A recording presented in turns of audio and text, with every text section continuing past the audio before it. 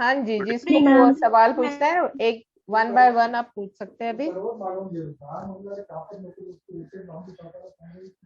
जी ma'am, मेरा एक नहीं सवाल है। मैम। हेलो हाँ जी, बोलिए संदीप कुमार। मैडम, मैं बेसिकली पिस्टल शूटर हूँ।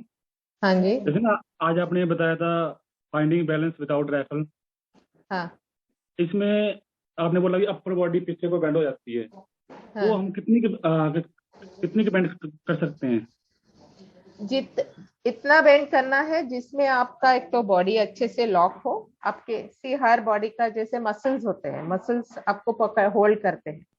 जी जी तो जी। इतना भी बेंड ना हो कि आपके पीठ में दर्द शुरू हो जाए, या एक्सेसिव जब बेंड हो जाता है बॉडी उसको ज्यादा देर होल्ड नहीं कर सकता। इतना जी बेंड हो जाना होना चाहिए जिससे आप बॉडी का मूवमेंट मिनिमाइज कर सकते हो, जितना कम से जी कम, है ना, जी उससे मैम। ही बैलेंस और स्टेबिलिटी बनेगी। जी मैम, एक चीज मैम और, जैसे हाँ। पिस्टल शूटर के अंदर ये होता है कि जितने हमारे शोल्डर हैं उतने हम 2-3 इंच इधर उधर अपने पैर खोल सकते हैं। राइफल में मैंने देखा है कि भाई काफी बार कई ऐसे होते हैं भी बहुत खोलते हैं पैर। मतलब इसकी स्टैंडर्ड लिमिट क्या है? ऐसे स्टैंडर्ड लिमिट कुछ नहीं है। बेसिकली पैर जो खोलना होता है, शूटर की हाइट पे ये बहुत डिपेंड करता है। कुछ जी बहुत जी लंबे शूटर्स है तो उनको थोड़ा ज्यादा खोलना पड़ता है ताकि उनका पूरा जो बैलेंस है जी ठीक से बना जी रहे।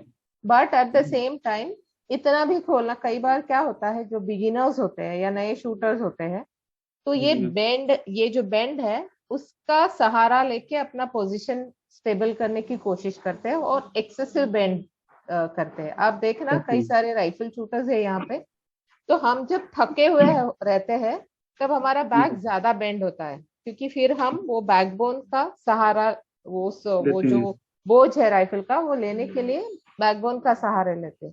लेकिन जी ये जी ठीक नहीं है, और जी बिगिनर्स है वो भी वो बैकबोन का सपोर्ट लेते हैं, तो उससे क्या हो रहा है कि आप, क्योंकि उनके मसल्स रेडी नहीं है। जी जी मैम। इसीलिए मैंने कल कहा था ना कि जो हमारे कोर जो है वो बहुत स्ट्रांग होना चाहिए स्टैंडिंग पोजीशन के लिए। तो बिल्कुल बिल्कुल। इसलिए जब बिगिनर्स होते हैं उनको आप धीरे धीरे, मतलब जैसे पोजीशन हम उनको सिखाते हैं उसके साथ साथ ये एक्सरसाइज भी, कोर की एक्सरसाइज करवाना भी जरूरी है। जिसका कोर का स्ट्रेंथ अच्छा हो उसको बहुत ज्यादा बेंड होने की जरूरत नहीं पड़ती, मतलब वो, और वो जो भी बेंड करते हैं उतना बेंड वो मेंटेन कर पाते हैं पूरा टाइम। ओके। जी नहीं जी। तो जैसे जैसे आपके बैक के मसल्स थकते हैं वैसे वैसे वो बेंड बढ़ता जाता है। तो बढ़ता रहता सेम चीज पैर फैलाने का भी वैसे ही है। कई बार क्या होता है बिगिनर्स होते हैं तो है। जी उनको वो जी लॉक करने के लिए पोजीशन वो ज्यादा फैला के रखते हैं। सो जी जी मैम। वो भी ठीक नहीं है, क्योंकि उसके ऊपर फिर शूटर का कंट्रोल नहीं है, जैसे बॉडी थक जाता है फिर वो जी जी स्वे आना शुरू हो जाता है। तो इतना फैलाओ, फैलना चाहिए जिससे शूटर कंफर्टेबली उस दोनों ही पैरों पे खड़ा हो पाए। उसमें जी और जी। भी एक चीज है, जैसे दो पैरों में हाँ डिस्टेंस जी बहुत ज्यादा बढ़ जाता है, अगर if it is too much तो फिर एक ये पैर पे साइड से प्रेशर आना शुरू हो जाता है। और ये जी फिर जी ये स्पेशली जो राइट फुट है वो ऐसे ऐसे टर्न होना शुरू हो जाता है या स्लिप होना शुरू हो जाता है, अगर जी एक ही पैर पे वजन रख के शूटर खड़ा है तो ये जी सारी चीजों का ख्याल रखना चाहिए जब पोजीशन में। जी। Thank you ma'am. Okay. Ma'am, good evening ma'am. Good ma'am, evening, बोलिए। राइफल राइफल वेट के बारे में मुझे पूछना था। हम्म। स्टैंडिंग, प्रोन और नीलिंग में क्या बैलेंसिंग के लिए कितना किधर वेट लगाया जाता है, कितना लगाना चाहिए, या कैसे जजमेंट करना चाहिए कि हमें वेट की जरूरत है? ओके।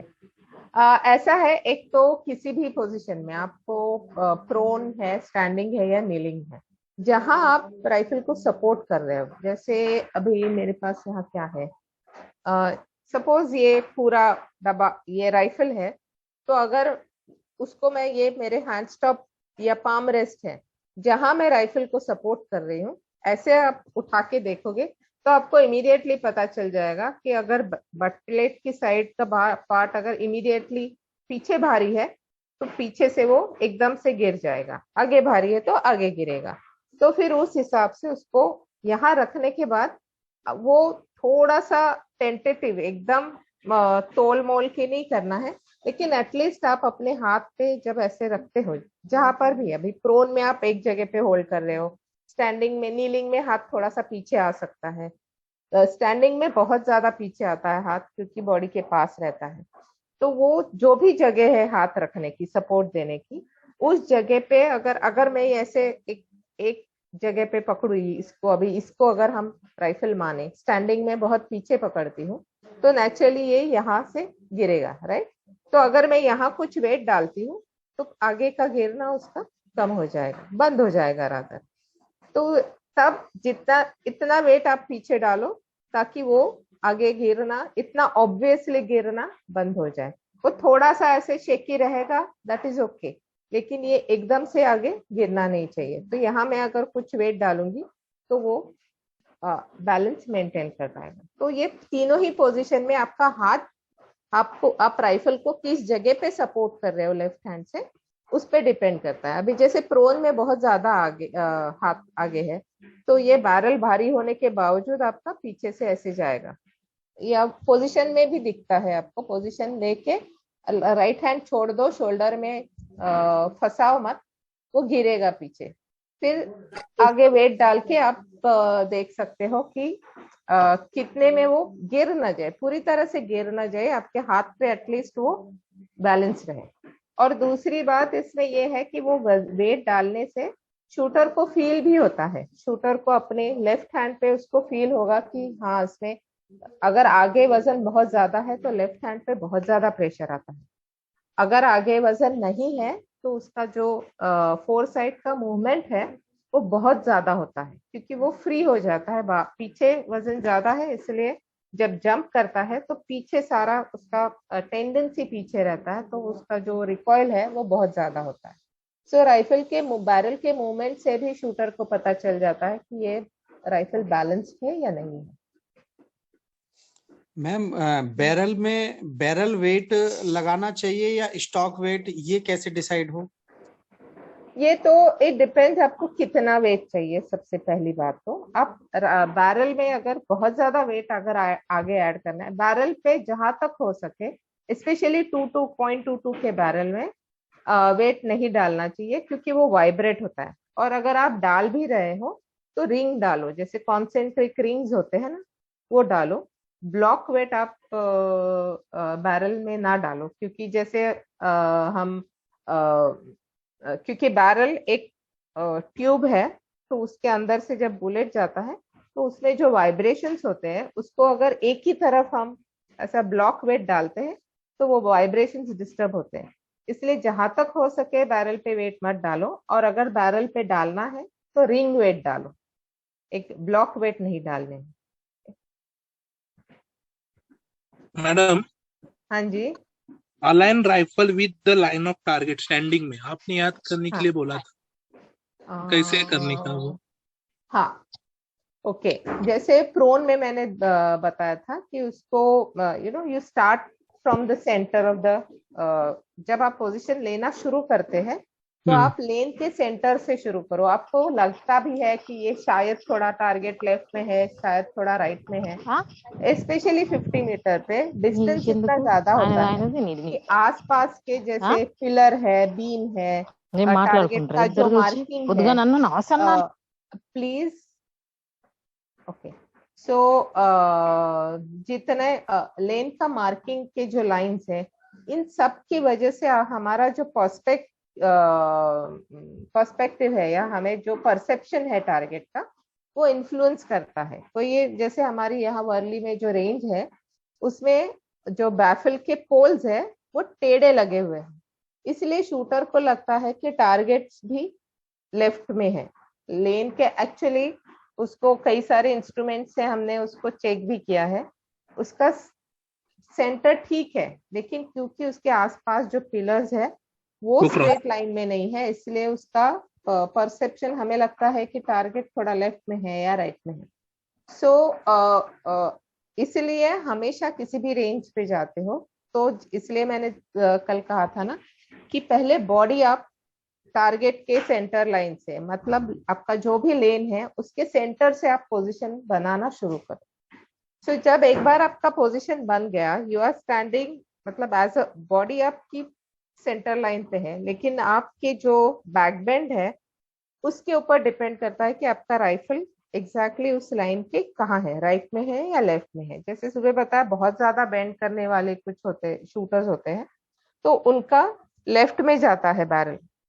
कई सारे लोग ऐसे पकड़ते हैं, तो कई बार उनका जो ये हाथ है लेफ्ट आगे रहता है, तो उनका बैरल राइट को पॉइंट करता है। सो दे उनको वो जो बैरल टारगेट में रहने के लिए, मतलब टारगेट के साथ अलाइन करने के लिए, या तो स्ट्रेट लाइन में पीछे जाना है, या अगर लेफ्ट में है तो स्ट्रेट लाइन में आगे आना है। ये एक तरीका हुआ। लेकिन इसमें क्या होता है कि अगर इफ यू आर एमिंग, मतलब आपका एंगल ही टेढ़ा है, so you are not actually, you are bringing your rifle in the centre of the target, लेकिन वो टारगेट का जो सेंटर लाइन है उसके साथ अलाइन नहीं हो रहा है। ओके, क्योंकि आपका पोजीशन के हिसाब से आपका ऐसा है बैरल, आप बस पीछे जाके इसके साथ उसको मैच कर रहे हैं। It is not basically alignment. क्या होता है अलाइनमेंट? इज आपका जो बैरल का जो सेंटर का एक्सिस है उसको टारगेट का जो सेंटर का एक्सिस है उसके साथ जब आप सही एकदम स्ट्रेट लाइन में अलाइन करते हैं, that is the perfect alignment. Yes, सही है ना? Thank you. तो हाँ, मैम फाइंडिंग तो बैलेंस मेरा अभी खत्म नहीं हुआ, और उसका और एक चीज है। तो जब हम पूरी तरह से पीछे या पूरी तरह से आगे जाते हैं, तो you are aiming at the target from an angle. तो इसलिए हम क्या करते हैं कि हम, लेकिन उसमें एक तरीका ये है, जैसे प्रोन में हमने किया था कि वो एल्बो की तरफ पूरा पोजीशन घुमा दिया, वैसे आप पोजीशन घुमा सकते हैं। लेकिन फिर शूटर्स को कई बार लगता है कि मैं टेढ़ा खड़ा हूँ, मतलब उनको साइकोलॉजिकली वो शूटर कंफर्टेबल नहीं होता। तो इस सूरत में ऐसा करना है कि आप दोनों चीजों का थोड़ा थोड़ा इस्तेमाल कर सकता है। जैसे थोड़ा सा आप पीछे जाओ और थोड़ा सा आप एंगल चेंज करो, तो शूटर को इतना ऑड नहीं लगता है वो चीज। सो ये दोनों ही तरीके हैं राइफल को टारगेट के साथ अलाइन करने के। Thank you ma'am. Okay, ma'am ऐसे में मैम हाँ जी बोलिए। मैम मैं एक्चुअली प्रॉन के बारे में थोड़ा सा जानना चाह रहा था। लाइक जैसे मैं पोजीशन लेता हूँ, या जैसे हम वेपन जब हमारा कैंट होता है लेफ्ट साइड को हाँ हल्का सा टिल्ट होता है, तो हाँ, मैम उसका शॉट पे कितना इफेक्ट पड़ने के चांसेस ज्यादा रहते हैं मैम? देखिए इट डिपेंड्स। अगर आपका हर शॉट में, अगर आपका पोजीशन में ही राइफल टिल्टेड है और हर शॉट में कैंट सेम है, आप मेंटेन कर पा रहे हो, तो उसका शॉट पे कोई असर नहीं होगा। सारे शॉट एक जैसे ही जाएंगे, तो आपकी ग्रुपिंग तो एक ही जगह पे होगी, तो उसका कोई असर नहीं होता। लेकिन अगर आपका मतलब सारे सारे शॉट स्ट्रेट है और सिर्फ एक ही शॉट में अगर वो टिल्ट हो गया, तो नेचुरली आपका या तो लेफ्ट अप जाएगा, या अगर आपका हाथ थक गया है इसलिए लेफ्ट जा रहा है, तो लेफ्ट में नीचे जाएगा शॉट।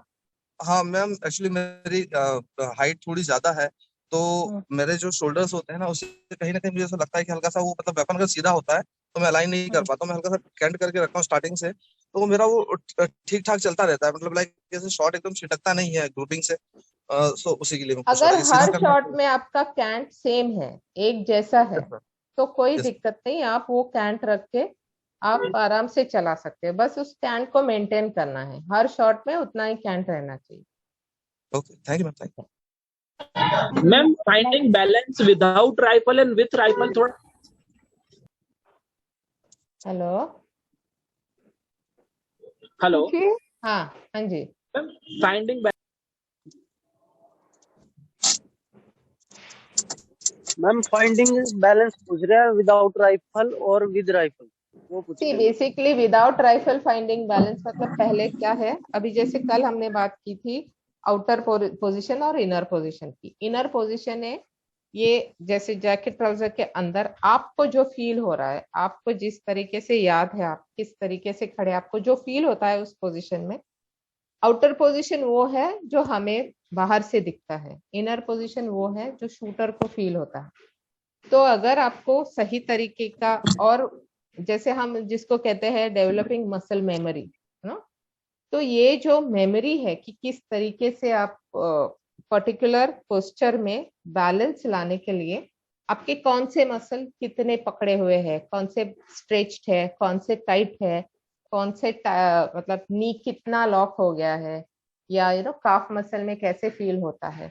तो ये सब फीलिंग डेवलप करने के लिए वो बैलेंस, क्योंकि किट वगैरह पहनने के बाद आपकी फीलिंग चेंज हो जाती है और कई सारी चीजें आपको फील भी नहीं होती, क्योंकि वो जैकेट ट्राउजर इतना स्टिफ है, उसके साथ इतनी सारी जगह पे आपको क्या क्या फील होता है, तो उसको समझना बहुत मुश्किल हो जाता है। इसलिए विदाउट राइफल, मतलब पहले तो विदाउट किट आप बैलेंस समझो, फिर स्लोली स्लोली विदाउट राइफल आप किट के साथ अपने बॉडी को पहले बैलेंस करो, और उसके साथ राइफल जब आता है तो नॉर्मल आपका जो नेचुरल बैलेंस है बॉडी का, राइफल आने से उसमें क्या क्या चेंज होता है और कौन से मसल्स और एक्टिव हो जाते हैं, ये समझने के लिए ये राइफल बैलेंसिंग विथ राइफल और बैलेंसिंग विदाउट राइफल ये बहुत जरूरी है, ताकि वो एक आपकी मेमोरी में चला जाता है कि ओके व्हेन आई राइफल लेता हूँ तो ये जैसे राइट साइड ऑफकोर्स आप उठाते हो तो वो वजन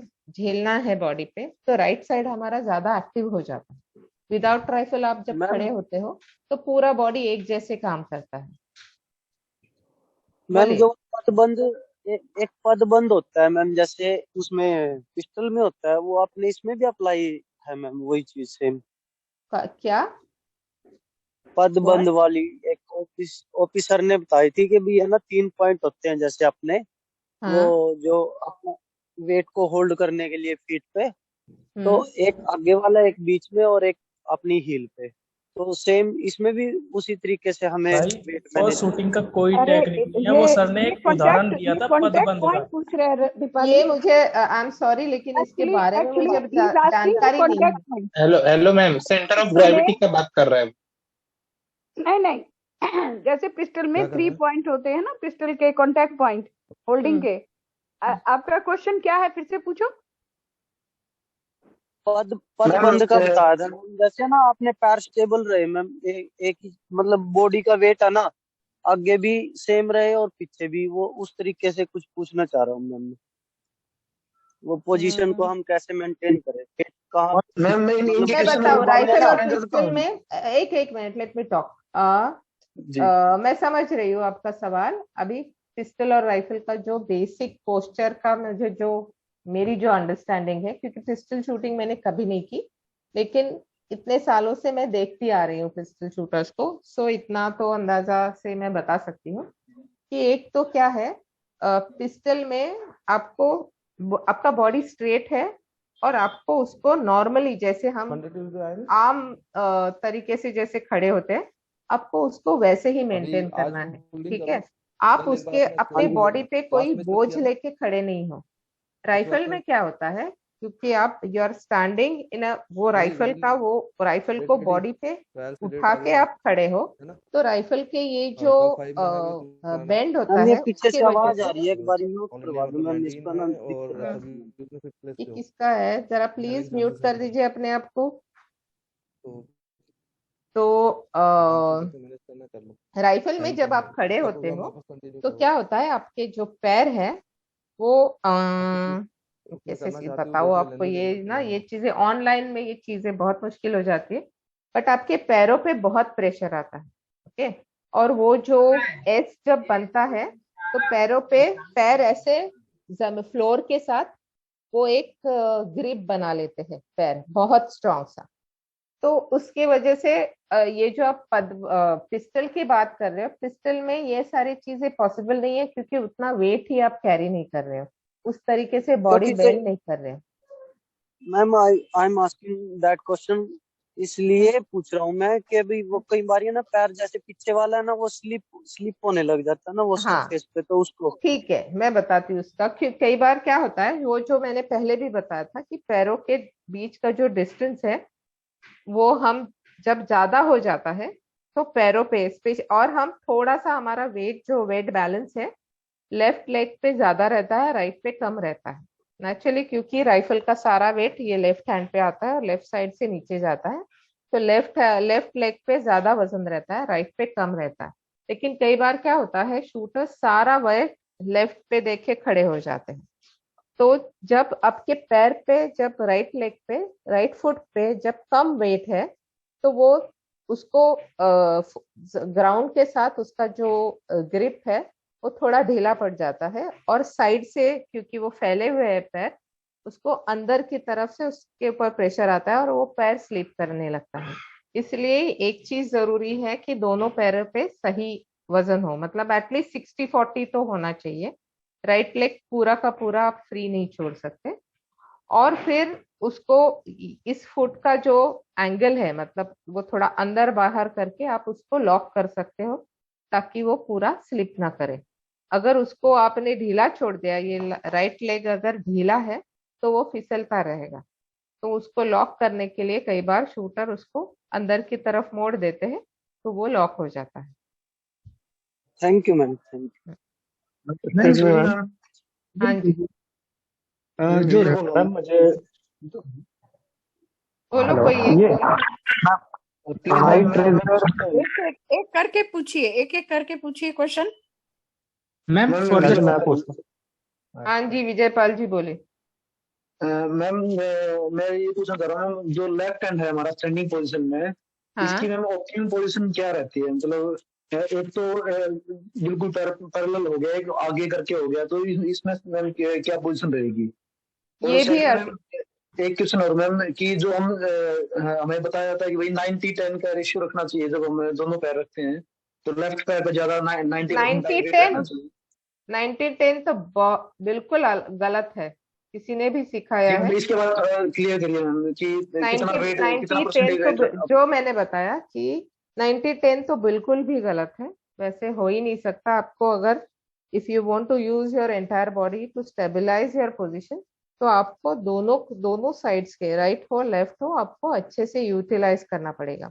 तो जब सारा वजन आप लेफ्ट पे देके आप खड़े हो, आप राइट साइड ठीक से, स्पेशली राइट लेग आप यूज नहीं कर रहे हो, तो वो ढीला है, उसके ऊपर वजन ही नहीं है उस पे, तो वो फिर उसको रोकना बहुत मुश्किल हो जाता है और एंटायर पोजीशन का जो बैलेंस है वो बिगड़ जाता है। तो वो बेसिकली 90-10 वो करते इसलिए, बिगिनर्स जो होते हैं वो सारा वजन, जैसे सारा वजन लेफ्ट पूरा का पूरा स्ट्रेट नीचे चला जाए इसलिए करते हैं, बट दैट डजंट वर्क। और इवेंचुअली आगे जाके उसमें काफी सारे कॉम्प्लिकेशंस भी होते हैं और इंजुरीज भी होती है, क्योंकि सारा वजन आपके लेफ्ट घुटने पे आता है।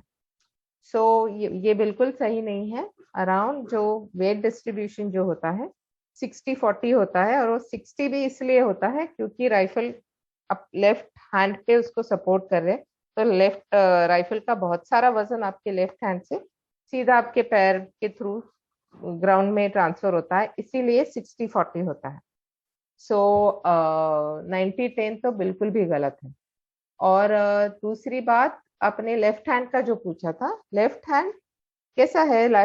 एक तो आपका जो इसका पोजीशन जो है वो हर शूटर के, एक तो ये जो बोन्स है आपके इसके ऊपर, और यहाँ आपका कैसा है, मतलब अगर कोई किसी का बहुत अगर डोले शोले है तो आपका ज्यादा पास नहीं आएगा, दूर जाएगा। मेरे कंपैरेटिवली पतला है तो मेरा काफी पास आ रहा है हाथ। तो ये हर एक का, हर शूटर का कंफर्ट के हिसाब से होता है कि कहाँ पे उसको कंफर्टेबल लगता है।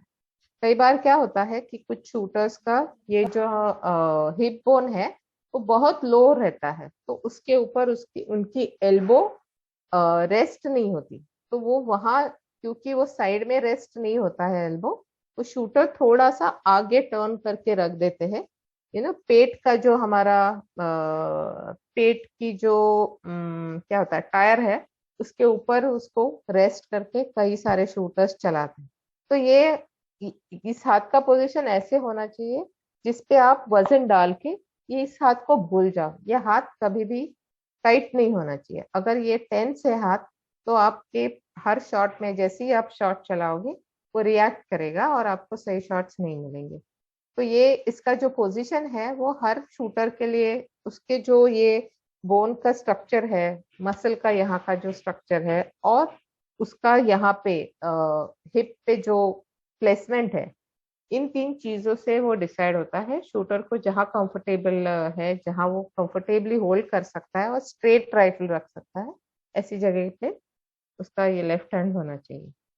गुड इवनिंग मैम, अभिषेक बात कर रहा हूँ दिल्ली से। हाँ अभिषेक बोलो। मैम आपने सुबह जो वो शोल्डर वाला कॉन्सेप्ट बताया था मैम, मेरी हाइट 6.2 है तो मेरा शोल्डर उठता है, तो मैम ये हाइट की वजह से उठता है या फिर नॉर्मल है? दो चीजें हैं, जैसे जो जी। मैंने ऑब्जर्व किया है।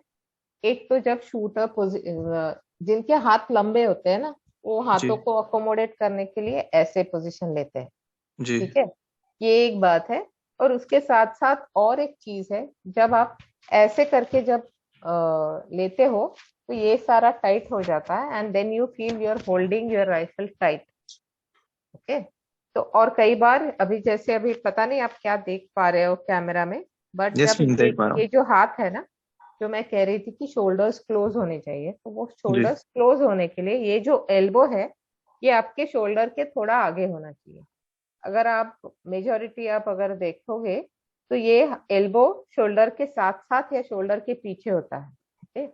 और उसकी वजह से जैसे यहाँ पे है, उसको पास लाने के लिए आप ये कई बार शूटर ये ऐसे करके करते हैं, मतलब एल्बो पीछे करके इसको टाइट कर देते हैं। That is not correct. ये एल्बो थोड़ा सा शोल्डर के आगे जाना चाहिए, और अगर आपको लेफ्ट में टर्न करना भी है, पास में लाना है एल्बो, तो वो उसी स्ट्रेट लाइन में ही आपके पास आना चाहिए, शुड नॉट गो बैक। जी। एक तो ये चीज है ना, जैसे मैंने सुबह भी बताया कि ये चीजें ऑनलाइन बताना बहुत मुश्किल है, क्योंकि ये जब तक आप प्रैक्टिकली करोगे नहीं तब तक उन चीजों को, क्योंकि कई चीजों की आदतें पड़ी हुई होती है हमें, तो जब तक आप प्रैक्टिकली वो चीज करोगे नहीं तब तक ये समझना थोड़ा मुश्किल है। You just try to lie down, और आप जो भी पोजीशन लेते हो आपके शोल्डर उठते इसलिए है क्योंकि आप ये ऐसे करते हो। जस्ट ट्राई टू, एक तो ये जो एल्बो है उसको जितना आगे ले जा सकते हैं उतना ले जाओ। आपके हाथ अगर लंबे हैं तो you can support your rifle, बहुत आगे तक आप सपोर्ट कर सकते हो राइफल को, तो वो अच्छा सपोर्ट मिलेगा राइफल को। तो उसके साथ साथ फिर ये एल्बो भी थोड़ा ये शोल्डर रिलैक्स करके यू जस्ट ट्राई। मुझे जो लगता है आपकी प्रॉब्लम ये है कि ये जो लेंथ है वो बहुत कम है, जिसकी वजह से आपका ये हाथ पास में आता है और ये शोल्डर्स उठते हैं। अगर ये हाथ आगे है, ये ग्रिप और बट का जो डिस्टेंस है, बट लेंथ अगर सही है तो वो ये हाथ भी रिलैक्स हो जाएगा। जी ma'am, thank you ma'am. Good evening ma'am. Good evening ma'am, अभी अभी जैसे आपने मॉर्निंग में बताया था कि वो सीजी जो है जब अपन राइफल को होल्ड करते हैं तो सीजी लेफ्ट को शिफ्ट होती है, और उसको अपन वापस सेंटर करने के लिए वापस अपनी ट्रंक को थोड़ा सा लेफ्ट की तरफ और ले जाते हैं, आगे की ओर। हिप आगे शिफ्ट करते हैं। हाँ जी जी, ये हिप को आगे की तरफ कर लेते हैं, तो जो क्या अपना ये अपर पार्ट है वो मैडम बैक की तरफ जाएगा? हाँ ऑफ कोर्स ना, जब ये आगे जाएगा तो पीछे से तो वो थोड़ा सा पीछे आएगा ही, और वो हिप आगे करने से और जब अपर बॉडी पीछे आती है तो यहाँ पे हिप बोन के ऊपर एक टेबल जैसे एल्बो रखने के लिए जगह भी बन जाती है। जी मैम, बनता है। तो इससे हमारा जो लेग स्टांस का जो बैलेंस है वो भी तो मैडम सही हो जाता है। जैसे इसको पीछे कर लेते हैं तो ऑटोमेटिकली पीछे बैक लेग पे। डेफिनेटली, लेकिन उसमें थोड़ी सी दिक्कत ये है कि जैसे हम ये पीछे आते हैं, हमारे जो राइट हैंड साइड का जो लोअर बैक के जो मसल्स है वो कंप्रेस हो जाते हैं, तो पेन होता है। हाँ वहाँ पेन होता है, तो उसका भी ख्याल हमें रखना पड़ेगा कि इतना भी ना जाए पीछे कि पेन होए। सारा हर चीज एकदम मॉडरेट इसमें हमें करना है, मॉडरेशन में, ताकि कहीं भी किसी भी जगह ज्यादा पेन ना हो या इंजुरी ना हो। ज्यादा प्रेशर के साथ टिल्ट नहीं करना है ना? हाँ नहीं, प्रेशर के साथ टिल्ट नहीं करना है जी। और इसमें आपका ना ट्राउजर बहुत सपोर्ट करता है इस चीज में, ताकि अगर सही तरीके से आप यूज करो, जिसके बारे में मैं सुबह बता रही थी कि ट्राउजर का जो बेल्ट होता है उसको बहुत ज्यादा टाइट मत बांधो आप। अगर टाइट करोगे तो वो आपको ये जब बेंड करने नहीं देता है, और फिर वो उसको चुभता रहेगा उस जगह पे।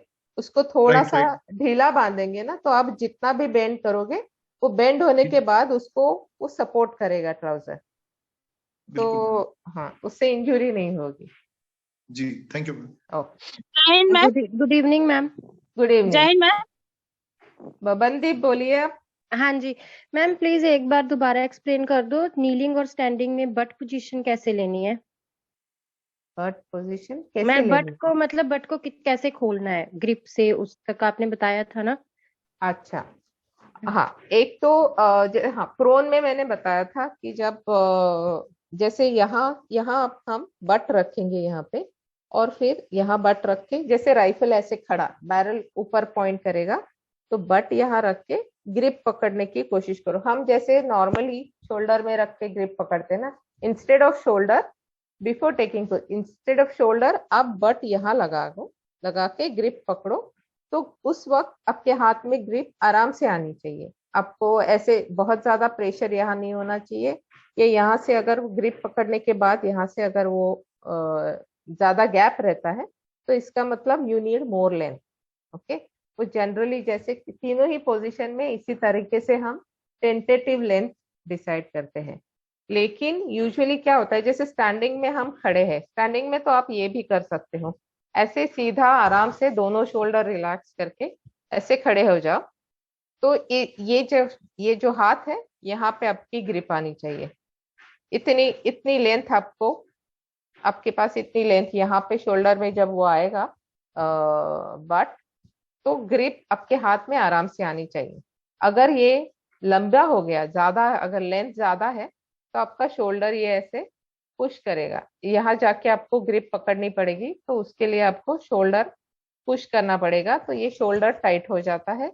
और जैसे आप उसको रिलैक्स करने की कोशिश करोगे, तो वो राइफल को राइट की तरफ खींचेगा। और अगर ये छोटा हो गया, जैसे मेरा नेचुरली यहाँ आता है, तो अगर यहाँ पे ग्रिप है, थोड़ा शॉर्ट हो गया, तो फिर मुझे यहाँ पे मैं पकड़ूंगी, लेकिन जैसे ही हाथ में रिलैक्स करूंगी, यहाँ से मेरा कांटेक्ट लूज हो जाएगा और वो बार बार फिसलता रहेगा, यहाँ से निकलता रहेगा बट। ओके, सो और अगर वैसे उसी के अंदर अगर मैं करने की कोशिश करूंगी, तो फिर मेरा again I am pressing it with my hand, मैं जबरदस्ती उसको पीछे करके इस हाथ से टाइटली होल्ड कर रही हूँ। सो अगेन आपका पूरा हाथ ये टाइट हो जाएगा, आपका ट्रिगर फिंगर भी उसके साथ टाइट हो जाएगा, और आप ट्रिगर्स आराम से नहीं चला सकते। सो और जैसे रिकॉइल में फिर हर बार अलग अलग रिकॉइल आएगा उसमें, तो इसलिए ये लेंथ, स्टैंडिंग में ये लेंथ ऐसे आराम से आप चेक कर सकते हो। और नीलिंग में जो लेंथ होता है, नीलिंग में ऑल्सो अगेन अगर पोजीशन में है हो आप, तो ये शोल्डर रिलैक्स करने के बाद आप ढीला हाथ छोड़ो, ग्रिप छोड़ो, और आराम से ये हाथ पकड़ो, और जहां ये आराम से हाथ आ रहा है वहां पे आपकी ग्रिप आनी चाहिए। ओके, अगर आपको ग्रिप पकड़ने के लिए ज्यादा हाथ पुश करना पड़ रहा है, मतलब आप शोल्डर प्रेशर बढ़ा रहे हैं और शोल्डर से राइफल को जबरदस्ती पुश कर रहे हैं, और अगर वो ढीला है, तो आपका यहाँ वो फंसेगा नहीं, राइफल बार बार पीछे खिसकेगा। तो इस तरीके से आप उसका लेंथ डिसाइड कर सकते हैं rifle. Okay, thank you ma'am. या कोई और क्वेश्चन पूछो। हाँ जी, बोलिए मैम। ट्रिगर पे फिंगर कैसे होना चाहिए? कोई लोग टेढ़ा करके ट्रिगर टेढ़ा करके फिंगर लगा के फोड़ते हैं, कोई लोग एकदम नीचे उंगली लगा के। सी कैसा है, हमारी जो उंगली है उसका ये जो पार्ट है वो सबसे ज्यादा सेंसिटिव है, एकदम टिप जो होता है यहाँ पे। ओके, तो आइडियली तो जैसे आप ग्रिप पकड़ते हो और ये जब रिलैक्स करते हो, फिंगर एकदम रिलैक्स होके ट्रिगर पे आना चाहिए सीधा स्ट्रेट, ताकि आप उसको बस थोड़ा दबाओ, क्योंकि राइफल का ट्रिगर इतना लाइट होता है, तो आप आसानी से आराम से उसको चला पाओ। ठीक है, जब ट्रिगर बहुत ज्यादा शूटर के पास, मतलब अगर दूर है और आपको बहुत ज्यादा ये उंगली जब बेंड करके चलाना पड़ता है, तो वो ट्रिगरिंग बहुत कॉन्शियस ट्रिगरिंग हो जाती है। इट इज नॉट, आपका ट्रिगर फिंगर फ्री नहीं है वो स्मूथली ट्रिगर चलाने के लिए, सो वो ठीक नहीं है। और एट द सेम टाइम अगर ट्रिगर दूर है, तो फिर उंगली आपकी ऐसे टेढ़ी आती है साइड से, तो उसका मतलब आपका ट्रिगर के साथ कांटेक्ट ठीक नहीं आ रहा है, तो वो भी ठीक नहीं है। तो ट्रिगर की जो प्लेसमेंट है वो ऐसी होनी चाहिए ग्रिप के साथ, कि आपका ट्रिगर आप फिंगर जब आराम से आप ग्रिप पकड़ो और इसको ढीला छोड़ो तो वो आराम से ट्रिगर पे सामने सामने आए। लेकिन कई बार क्या होता है कि जैसे ग्रिप का जो एंगल है, जिस तरीके से उस ग्रिप पकड़ी हुई है, ग्रिप के एंगल के वजह से कई बार trigger finger is pointing up. लेकिन आजकल तो ट्रिगर शू के भी इतने सारे डिजाइन है, उसमें आप ट्रिगर शू ऊपर नीचे भी कर सकते हो, तो that can be done. So ideally trigger जो होता है, ट्रिगर का फिंगर का प्लेस ट्रिगर पे एकदम सीधा, ये जो बीच का पार्ट है हमारे फिंगर का, वो ट्रिगर पे प्लेन आना चाहिए। Next please. Ma'am standing position के अंदर जैसे राइट हैंड का what should be the angle for the standing position? जैसे कोई शूटर ज्यादा उसको पुश कर देता है तो राइट साइड टिल्ट हो जाती है, या कुछ ऊपर ले लिया, so what will be the right angle? Angle कौन सा? राइट हैंड का एंगल? राइट हैंड जैसे अभी मैंने बताया बट लेंथ के लिए, आप जब खड़े होते हो आराम से कंफर्टेबली, तो ये आपका पोजीशन में भी आपका हाथ ये ऐसे ही रहना चाहिए, शोल्डर रिलैक्स होना चाहिए, इसमें किसी भी तरह का कोई टेंशन नहीं होना चाहिए। बाकी एंगल का कोई ऐसा कोई डेफिनेट एंगल नहीं होता। When you hold the grip, ये एक तो ये सीधा रहना चाहिए, it should not be like this. ये जैसे maybe you are asking about this angle only, ये शोल्डर के साथ जब आपका ये वर्टिकल लाइन है तो ये आपका सीधा होना चाहिए, it should not be like this, या it should not be like this also, it should be straight, ताकि आपका जो शोल्डर है रिलैक्स रहे और आपका हाथ पूरे टाइम बस ग्रिप कंफर्टेबली ग्रिप पे रेस्ट करे आपका हाथ, और उसको किसी भी तरह का एक्सेसिव मूवमेंट ना हो उसमें। तो आई होप मैंने आपके सवाल का जवाब दे दिया है। मैडम बॉडी के एक मिनट उनको पहले जो सवाल पूछे थे उनको खत्म करने दो। जी मैम, वो हाथ जो है बॉडी के क्लोज होना चाहिए ना? हाँ, ये जब स्टैंडिंग में जब वो पूरा रिलैक्स, ये अगर रिलैक्स होगा तो बॉडी के क्लोज ही होगा। बट जैसे हम जैकेट ट्राउजर पहनते हैं स्पेशली, तो उसके वजह से यहाँ पे हम अप्रेस्ड भी करते हो। तो जैसे अभी मैंने एक प्लेन सी शर्ट पहनी है, इसलिए मैं जितने आसानी से यहाँ रख पा रही हूँ। आप जैकेट पहन के इतने आसानी से इतने बॉडी के क्लोज नहीं आता है, वो थोड़ा सा उठा हुआ रहता है, ठीक है ना? तो एनीवेज ग्रिप आपकी टच नहीं होनी चाहिए चेस्ट पे, तो वो जब ऐसे रहता है तो that works well for us, है ना? राइट।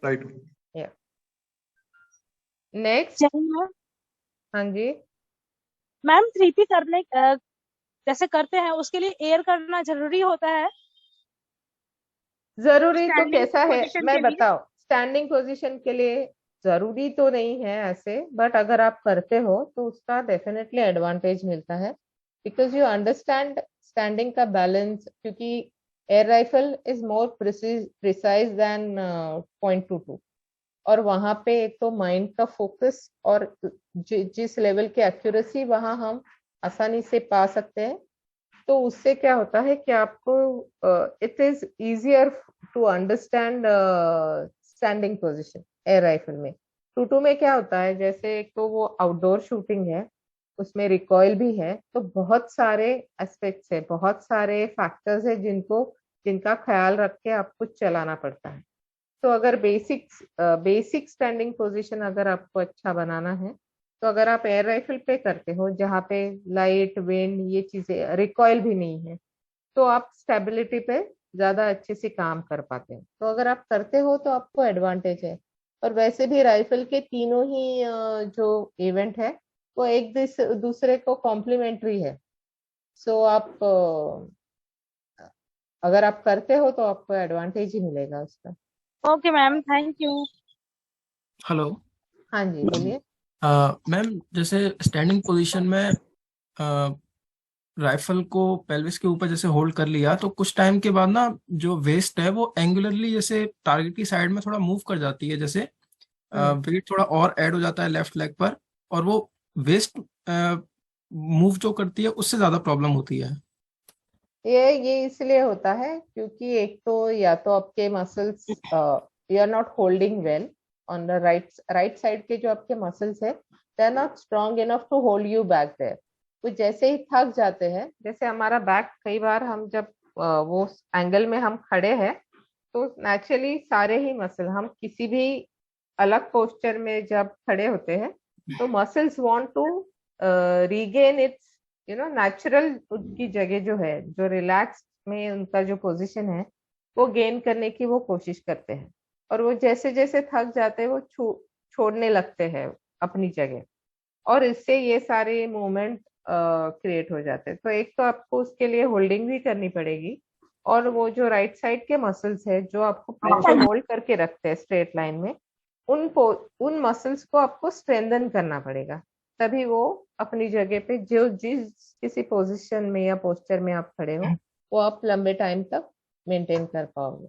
ओके। और मैम जो पाम रेस्ट जैसा आपने बताया था कि उसकी हाइट जो हम इंक्रीज या डिक्रीज कर सकते हैं, पहले डिसाइड करना चाहिए कि बट हमें कहाँ कंफर्टेबल आ रहा है शोल्डर के ऊपर, उसके बाद फिर बाद में आता है पाम रेस्ट का। हाँ, पाम रेस्ट इनिशियली जब आप लेते हो तब एक टेंटेटिव हाइट, जैसे हम स्लिंग का जैसे एक टेंटेटिव लेंथ डिसाइड करते हैं, बट एक यहाँ ऐसे रख के बट का एक टेंटेटिव लेंथ है, ये सारे एक्चुअल पोजीशन में जाके फिर हम उसको फाइन ट्यून करते हैं।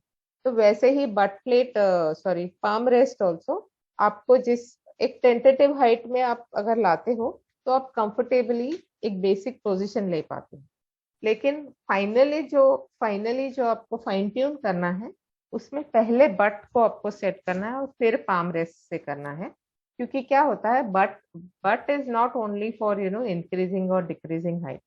हम जब खड़े होते हैं बट के पोजीशन के हिसाब से हमारा हेड पोजीशन भी चेंज होता रहता है। अगर बट बहुत ज्यादा ऊपर किया तो आपका चिक पीस नीचे चला जाएगा और आपका सर भी नीचे चला जाएगा, समझ रहे हो? तो इसलिए पहले आपका हेड पोजीशन के साथ बट प्लेट सही आ गया, फिर उसके बाद जो हाइट में एडजस्टमेंट बचता है वो आपको पाम रेस्ट से करना चाहिए। मैम जो जैसे टारगेट के ऊपर थोड़ा ऊपर या नीचे अगर एमिंग आ रहा है तो उसको पैरों की डिस्टेंस के हिसाब से कम ज्यादा कर सकते हैं, नहीं करना चाहिए? वो नहीं करना चाहिए। कोई भी चेंज, अगर आपको कोई भी एडजस्टमेंट या चेंज करना है तो आप जैसे सिंपल अगर अभी, क्योंकि क्या है अभी जो वेपन्स हमारे पास है, अभी कई सारे रूल्स भी चेंज हुए हैं, अभी मतलब काफी टाइम हो गया है सब चेंज हुए। सो इतने सारे सेटिंग्स हमारे पास है ऑलरेडी, जिससे हम राइफल में सेटिंग चेंज करके हाइट ऊपर नीचे कर सकते हैं। सी राइफल तो एक डेड वेट है, मतलब नॉन लिविंग चीज है, बट हमारे बॉडी तो लिविंग बॉडी है। अगर आप मसल्स, तो इसलिए मसल्स आप जब पैरों से आगे पीछे पैर हिला के आप जब हाइट सेट कर रहे हो तो आप अपना पोस्चर बिगाड़ रहे हो। सो इंस्टेड ऑफ दैट, अगर आप राइफल की सेटिंग्स चेंज करके, स्पेशली अगर हल्का सा है तो आप बट ऊपर नीचे करके उसको सेट कर सकते हो। लेकिन हाइट अगर आप किसी एक रेंज से दूसरे रेंज पे जाते हो और वो दोनों रेंज की हाइट अलग है, तो आपको सबसे पहले जो चेंज करना है, आप पाम रेस्ट से हाइट एडजस्ट करो। उसमें अगर बहुत ज्यादा हाइट डिफरेंस है तो थोड़ा सा पाम रेस्ट से एडजस्ट करो, थोड़ा सा बट से एडजस्ट करो। इससे क्या होगा कि आपका जो बेसिक पोस्चर है वो डिस्टॉर्ट नहीं होगा। पैरों से जो एडजस्ट करने वाला है ना, वो इमरजेंसी के लिए आप कर सकते हो। जैसे फाइनल में इतना टाइम ही नहीं है कि आप पाम रेस्ट खोलो या बट खोलो, तो उस जगह पे आप पैरों से हाइट एडजस्ट कर सकते हो। लेकिन दैट्स वो फाइनली इसके लिए है, इमरजेंसी में करने वाली चीज है। आप रेगुलर बेसिस पे पैरों को खोल के या बंद करके आप हाइट एडजस्ट नहीं कर सकते, क्योंकि उससे आप पोस्चर बिगाड़ रहे हो ना अपनी। ओके।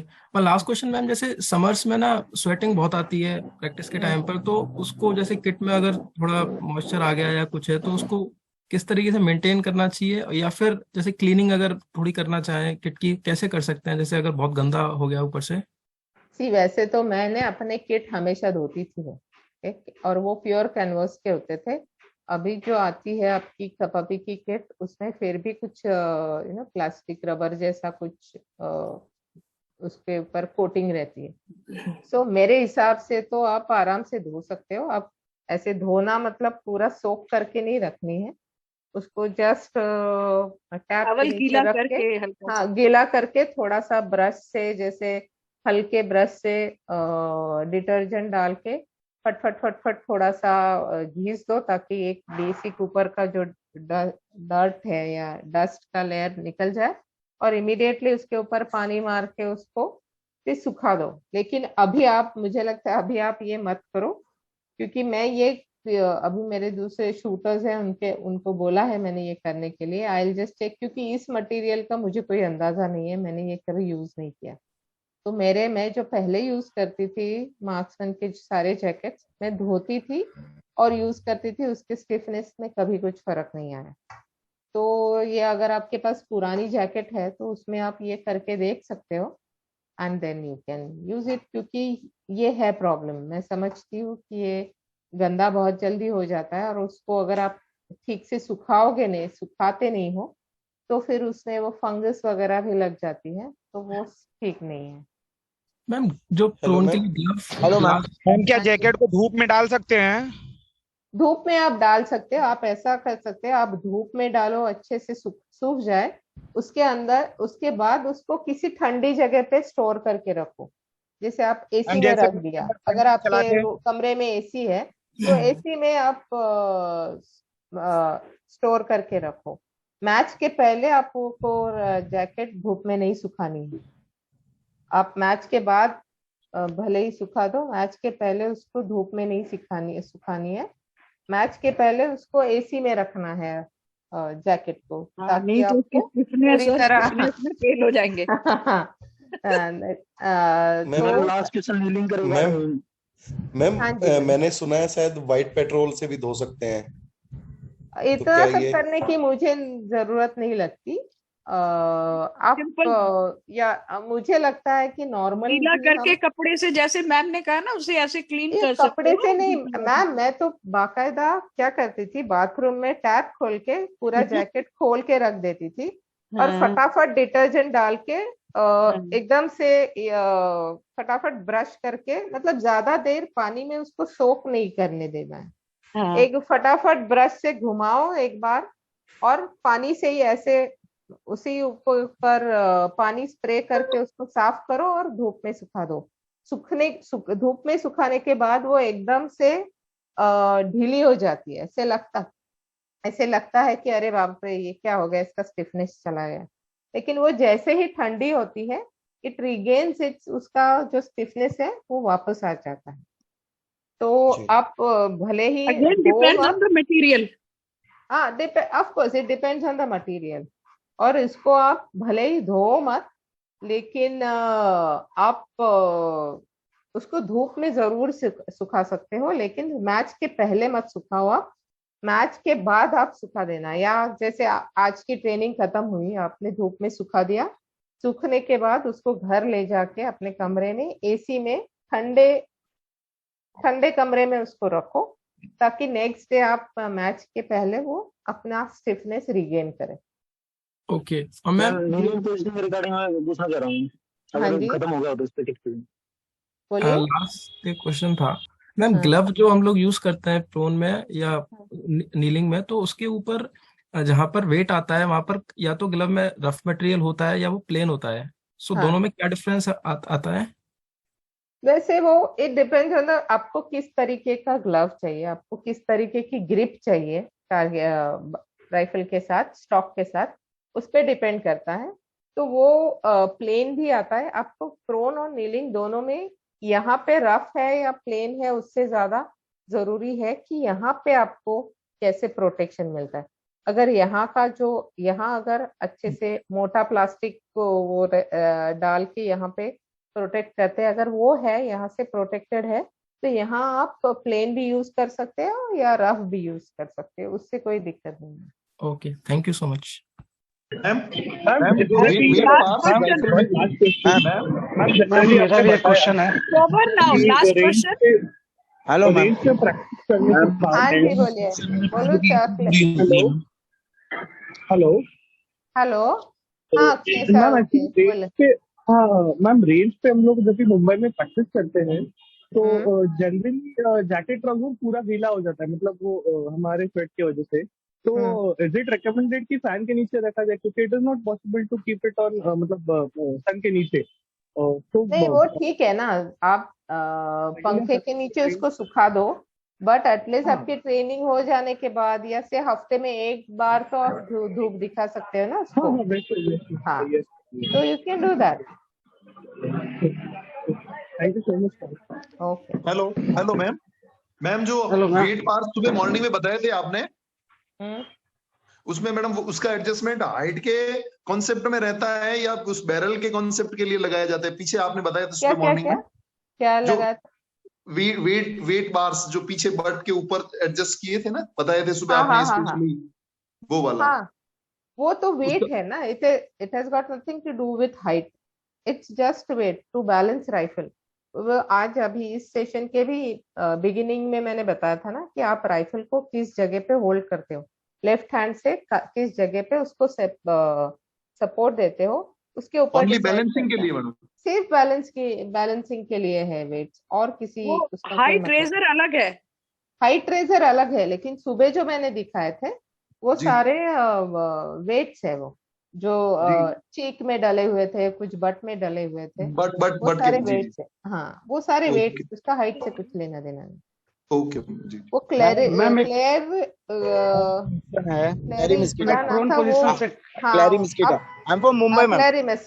हाँ बोलो मैम, मुझे खाली ये पूछना है कि स्लिंग का मतलब कैसे एडजस्ट करे नीलिंग में और प्रोन में?